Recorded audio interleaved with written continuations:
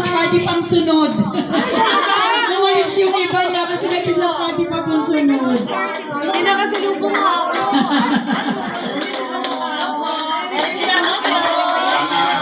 Ate na po. Diretso na.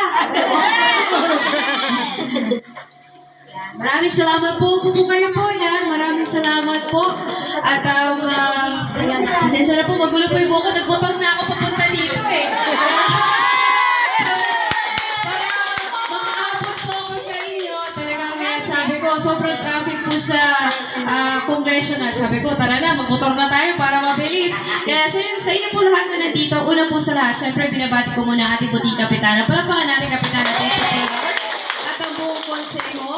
At syempre rin po, nais ko lang din po batiin po ang lahat ng presidente. Syempre kay President Josephine San Diego, kay President Rosemary Malvas, kay President Janet Retiro, at General Secretary Angelica Ronyo, Advisor, at syempre rin po purong leader, Jojit Camposano, at syempre rin po sa inyo po lahat po na nandito. Sa ngalan po ng ating buti, palampakan natin Mayor Joy Belmonte,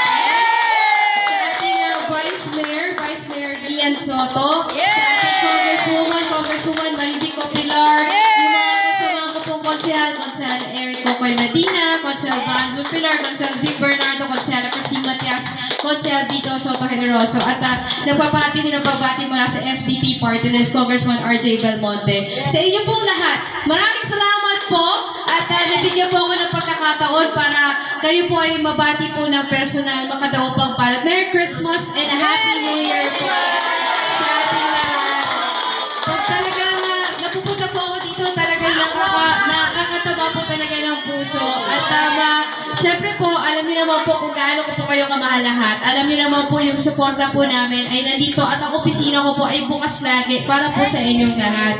At syempre, alam niyo na po, may kinang yung mensahe ko this Christmas. Alam po natin na ito yung pinaka-paborito nating season eh. Tama po ba?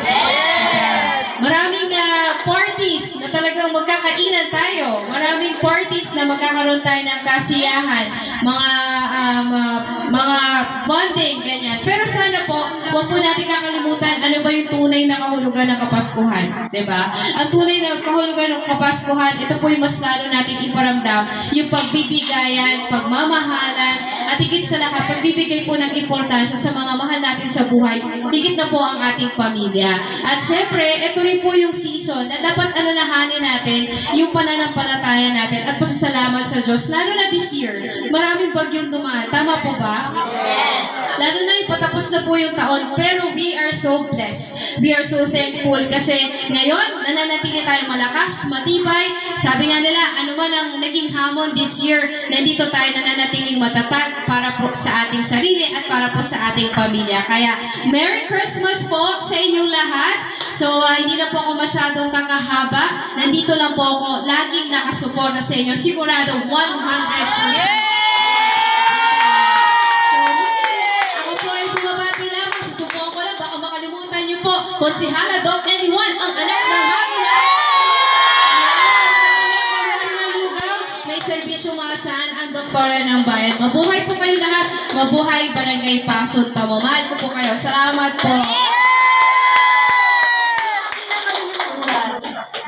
Sa free Zumba. Huwag po kayo mag-alala kasi sa January, iikot na po ako sa lahat ng classes po namin ng Zumba. Magbibigay po ako ng libreng shirts para po sa inyo. Thank you po. So lahat po ng sama-sama na po kayo lahat. So ang paraffle nyo, isahan lang din. Tama po ba? Isang bunutan lang din. Okay. So, pasensya na po kayo kung ako'y kailangan din umalis dahil kailangan ko rin pong habulin ng ibang parties. Pero bago ko umalis, pwede po ba magpa-raffle muna ako? Yeah! Pwede po ba? Ilan na po ba ang nanalo? Ilan na po ang nanalo? 5! Anim. Nanalo. Okay. So, 6 na ang nanalo. Dadagdagan ko ulit na 6 na mananalo ng 500 pesos.